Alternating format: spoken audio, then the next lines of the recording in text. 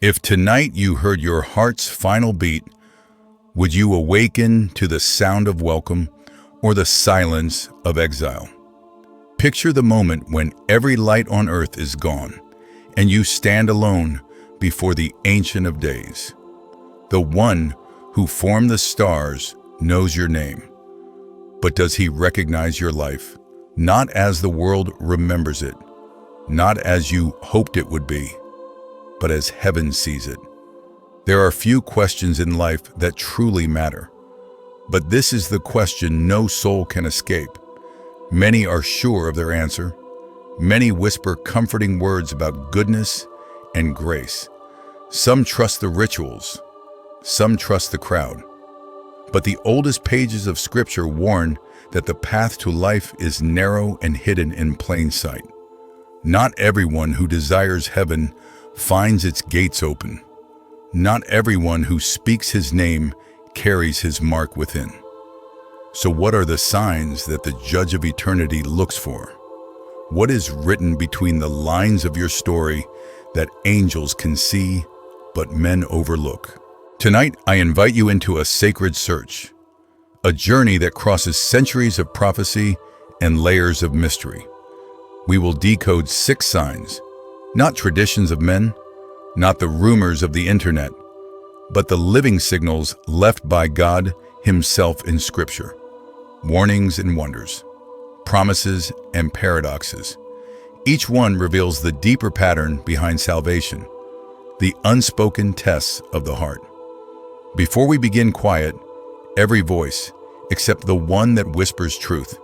Set aside every answer that cannot stand in the presence of eternity, because the next few moments may challenge what you thought you knew. They may unsettle, inspire, or awaken, but above all, they will reveal. Let us step together into the first sign, and let us listen for what heaven is longing to show you now. The covenant of surrender, accepting the true Christ. It begins in a silent moment, the kind no crowd can witness, when the soul stands at the edge of itself and faces the only question that cannot be answered by memory ritual or borrowed belief. The ancient scrolls speak plainly. No one comes to the Father except through me. But hidden within these words is a doorway far narrower than most imagine. It is not the threshold of family lineage or Sunday attendance. It is not crossed by reciting inherited prayers or clinging to the comfort of tradition. This doorway is marked by surrender so deep it feels like stepping out of your own shadow. In the language of the prophets, to know God is not to study His works, but to bear His covenant within your bones. It is the turning of a heart, the laying down of self, the trembling confession that Christ is Lord, not only of the world, but of every secret corner of your soul. There have always been 2 crowds at the altar, those who speak His name and those who bear His mark. The thief on the cross knew no doctrine, but in the dying breath of surrender found the gates of paradise opened wide. The religious leader who trusted his record left the temple unchanged, wrapped in robes, but missing the ring of inheritance. The true Christ cannot be received by intellect alone. He must be welcomed by a heart broken open and rebuilt in His image.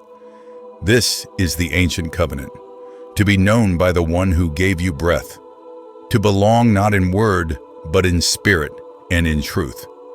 Some hear these words and wonder if surrender is simply weakness. But Scripture calls it the beginning of all true strength.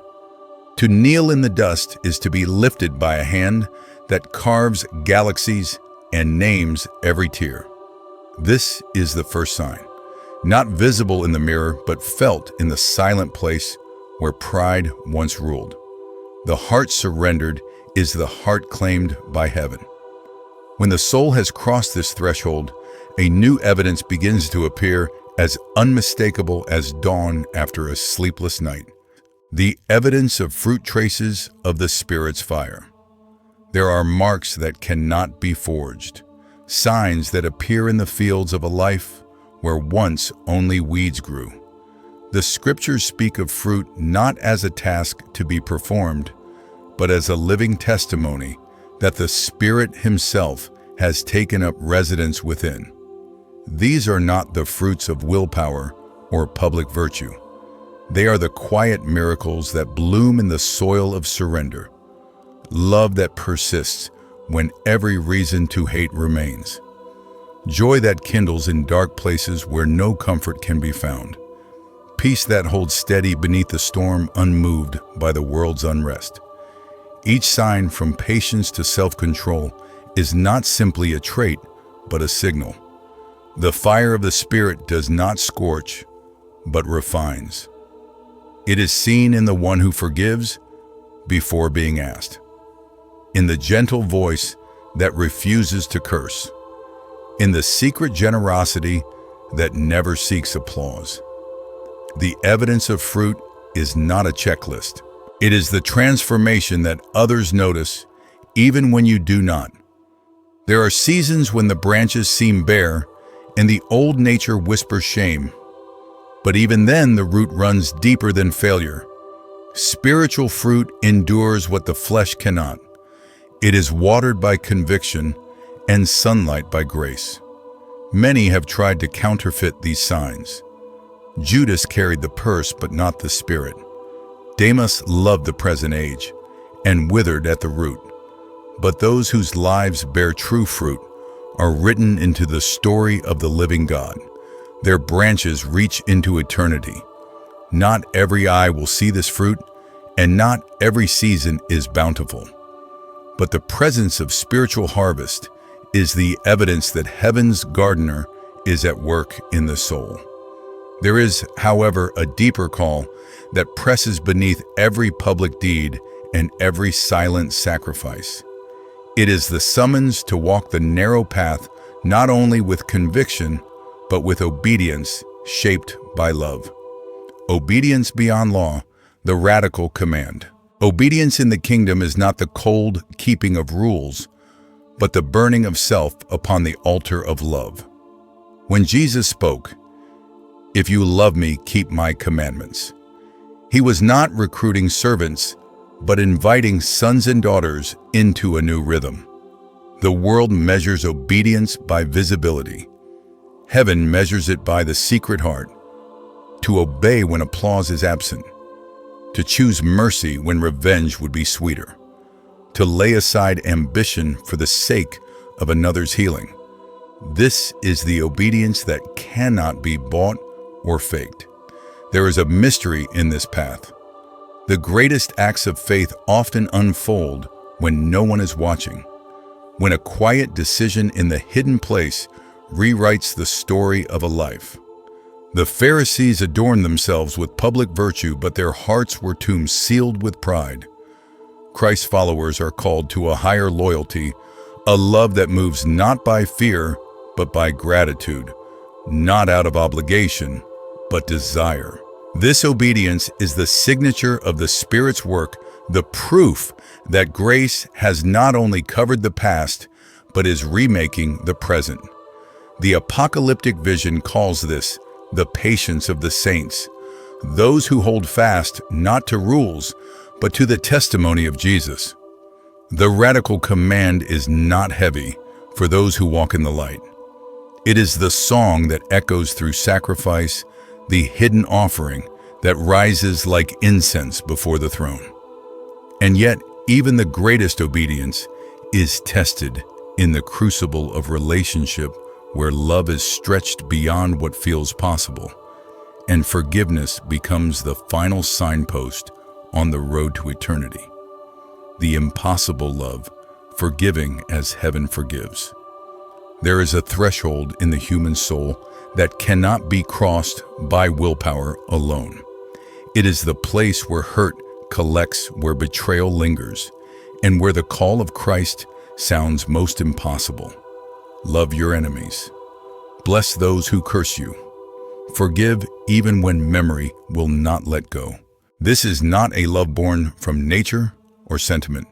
It is the signature of the divine.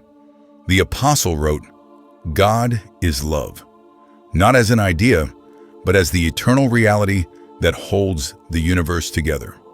The proof of heaven's work is not the love we show to those who return it, but the mercy extended to those who offer nothing back. In the stories of the saints, the greatest miracles are not the healings or the visions, but the acts of forgiveness that echo the cross itself. Stephen, as stones fell upon him, prayed for his killers with his last breath. The ancient martyrs blessed the hands that bound them. The heart that forgives bears the mark of another world. It is not weakness to release those who have wounded us. It is to walk in the footsteps of the one who carried every injustice to Calvary and spoke, "Father, forgive them. They know not what they do." Unforgiveness is a chain that rusts in the darkness. It binds us more than those we resent. The parable of the unmerciful servant warns that mercy received but not given becomes judgment upon the soul. Forgiveness is not approval of evil. It is the breaking of captivity. It is the river that carries bitterness away, leaving the heart free to heal. Some will say that to love in this way is beyond their strength, and they are right. Only Heaven's Spirit can birth such love in the frailty of human hearts. To love as Christ loves is to carry the light of eternity into the shadows of today. It is the sign that cannot be explained, only revealed in the miracle of a soul made new. Yet the journey is not complete until love has been tested, not only in the sanctuary, but in the furnace of suffering and loss. For the next sign is written in the ashes of every trial, the furnace of endurance, faith through trial. Some signs are born in daylight, others are forged by fire in the midnight hour. To endure is not merely to survive, but to trust when the world turns silent and heaven seems distant. The pages of Scripture are stained with the tears of those who waited, wrestled, and refused to let go. Job, broken and bewildered, declared, "Though he slay me, yet will I hope in him." The prophets sang songs in exile. The apostles wrote letters from prison, their words kindled by the light no dungeon could quench. Endurance is the patience of the saints, the refusal to surrender faith when faith costs everything. Trials reveal what comfort hides. They strip away the pretense, the borrowed answers, the shallow roots. In the furnace, gold is refined, and so are souls. The refiner's fire is not punishment. It is preparation. Every loss, every unanswered prayer, every lonely night becomes the altar where trust is tested and remade.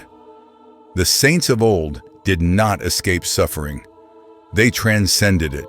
Their witness was not in the absence of pain, but in the presence of a hope that no suffering could destroy.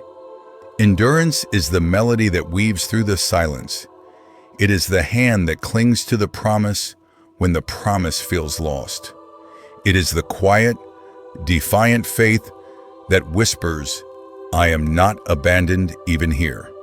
The path of those bound for heaven is marked not only by their victories, but by the scars that speak of battles endured. For faith that is never tested is faith that remains unproven. Only those who have passed through the flames know the beauty of a faith that endures. And in the secret places of longing, when the world grows dim and every earthly treasure is revealed as dust, there stirs within the soul a hunger that nothing in this life can satisfy. It is the sign of those whose hearts are already turned toward home, the otherworldly hunger, desiring the eternal. There is a longing that no pleasure can satisfy and no possession can quiet. It grows quietly in the soul that has tasted both the sweetness and bitterness of earth. It is the homesickness of Eden, the echo of a garden lost, yet promised again. The scriptures call it the hunger for righteousness. The early church called it the desire for a better country, a city whose builder is God. Those who are truly marked for heaven do not set their roots in shifting soil. Their citizenship is elsewhere. Their eyes search the horizon for a kingdom not made by hands. This hunger is not a denial of the world's beauty, but the recognition that its beauty is only a shadow. The heart that loves God above all learns to hold every blessing loosely, to cherish what is given, but not be mastered by what can be taken away. It is the lesson of Abraham leaving the familiar for the unseen. It is the parable of the pearl purchased at the cost of all else. It is the weeping of the prodigal who remembers the bread of his father's table. It is the warning of Lot's wife who turned back and lost both the world and her way. History is filled with those who in comfort and in suffering long for the nearness of God more than the abundance of life. The desert fathers left cities for silence. Martyrs sang with joy as they entered the arena, seeing a crown where others saw only a grave. The hunger for heaven is not escapism. It is clarity. It is the discernment to know what is passing and what will endure when every star is extinguished.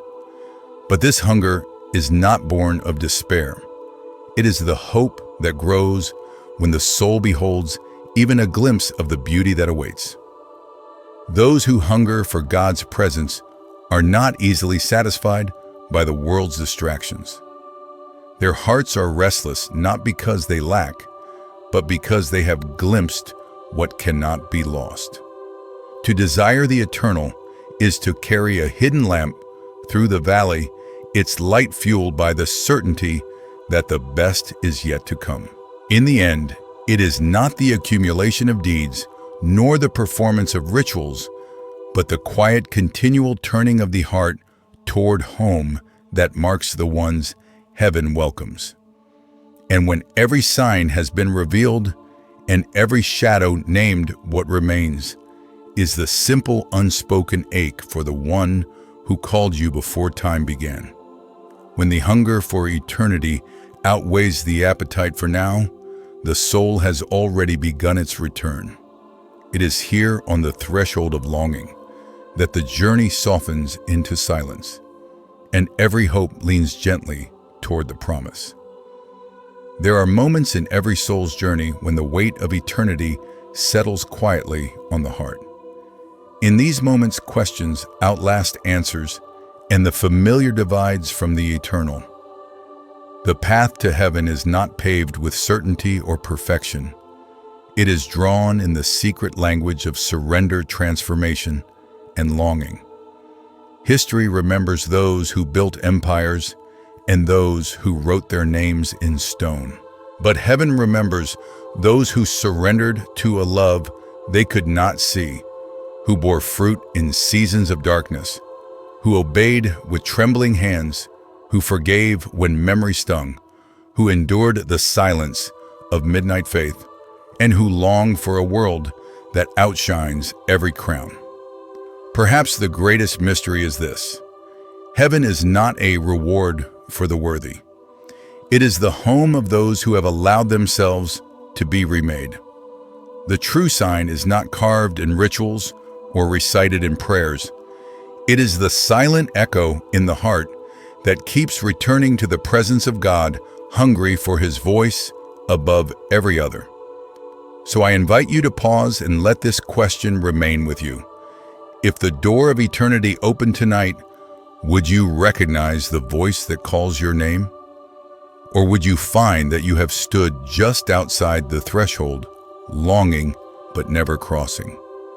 The invitation remains written in light and shadow for every soul willing to follow it home. If this journey has stirred something within you, help us keep exploring the mysteries of Scripture together. Like, share, and subscribe to support more sacred investigations and hidden stories. Your insights and questions matter. Leave your thoughts and interpretations in the comments below. What sign has most spoken to your soul? What mystery remains unfinished in your own search? Let this space become a meeting place for every seeker, every wanderer, every heart drawn toward the promise of heaven. May the signs be found not only in what you do, but in who you are becoming. And may you carry the mystery forward until the day you see it fully revealed.